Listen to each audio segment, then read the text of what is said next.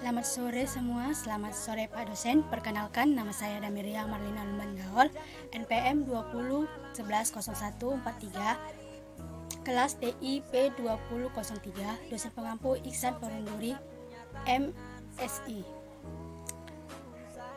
Pelajaran arsitektur dan organisasi komputer. Saya akan menjelaskan materi yang sudah diberikan oleh Pak dosen kepada saya. Tunggu selanjutnya ya. Nomor 1.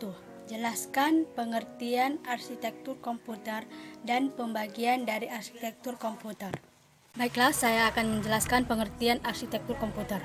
Arsitektur komputer adalah konsep perencanaan dan juga struktur pengoperasian dasar dari suatu sistem komputer yang terkait dengan seorang programmer.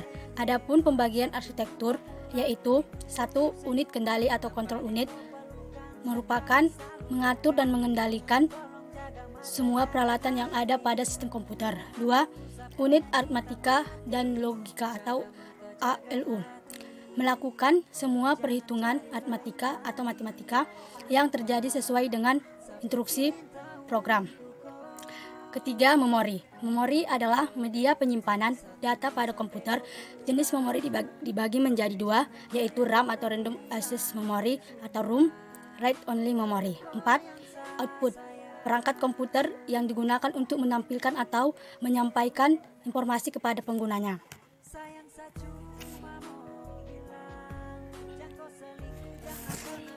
Nomor 2, jelaskan struktur komputer IaaS atau IaaS. Adapun struktur IaaS adalah 1. Memori utama untuk menyimpan data maupun instruksi. 2. Arithmetic Logic Unit atau ULU untuk mengolah data binar. 3. Kontrol unit untuk melakukan interpretasi instruksi-instruksi di dalam memori sehingga adanya eksekusi instruksi tersebut. 4. I atau O untuk berinteraksi dengan lingkaran luar. Memori IaaS ini terdiri atas 1000 lokasi penyimpanan yang disebut word. Word terdiri atas 40 binar, digit atau bit.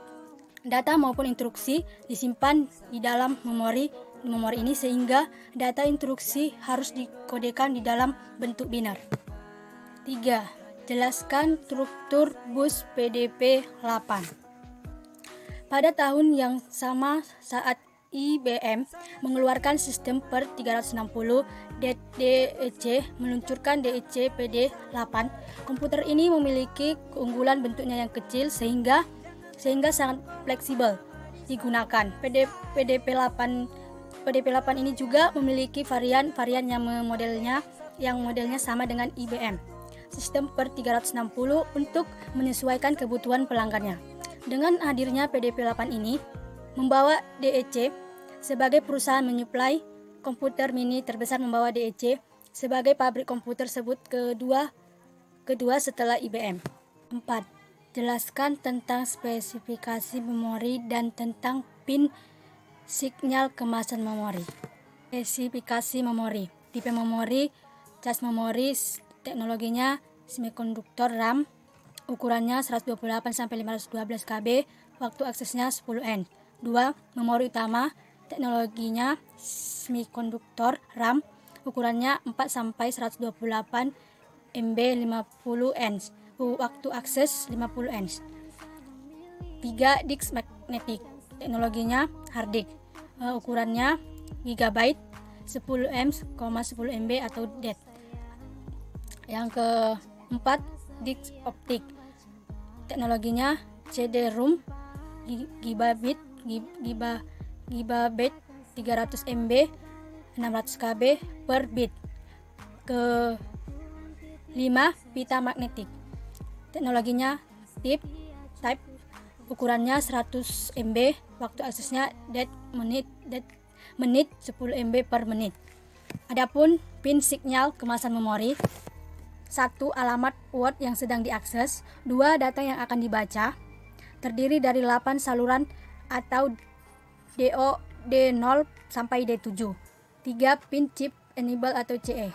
Karena mungkin terdapat lebih dari satu keping memori yang terhubung pada bus yang sama, maka pin CE digunakan untuk mengindikasikan valid atau tidaknya pin ini. Pin CE diaktifkan oleh logik yang terhubung dengan bit berorde tinggi bus alamat atau di atas A19. 3. Tegangan program atau VPP. Konfigurasi pin drum yang umum ditunjukkan gambar 4.3b.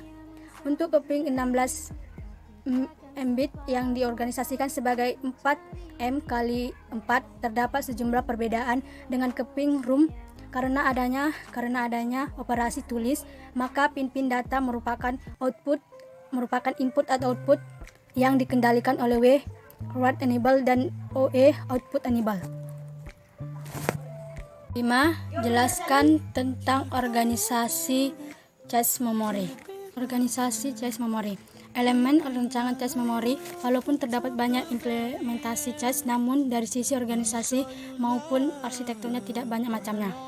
Kapasitas cache menentukan ukuran memori cache sangatlah penting untuk mendongkrak kinerja komputer. Dari segi harga cache sangatlah mahal, tidak seperti memori utama. Semakin besar kapasitas cache, tidak berarti semakin cepat prosesnya. Dengan ukuran besar akan terlalu banyak gate pengelamatannya sehingga akan memperlambat prosesnya. Jumlah cache. Terdapat dua macam letak cache berada dalam keping prosesor yang disebut on-chip cache atau cache internal. Kemudian berada di luar chip prosesor yang disebut off-chip cache atau cache eksternal.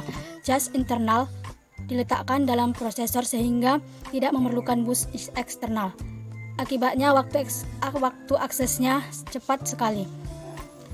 akan cepat sekali, apalagi panjang lintasan internal bus prosesor sangat pendek untuk mengakses cache internal. Cache internal selanjutnya disebut cache tingkat 1.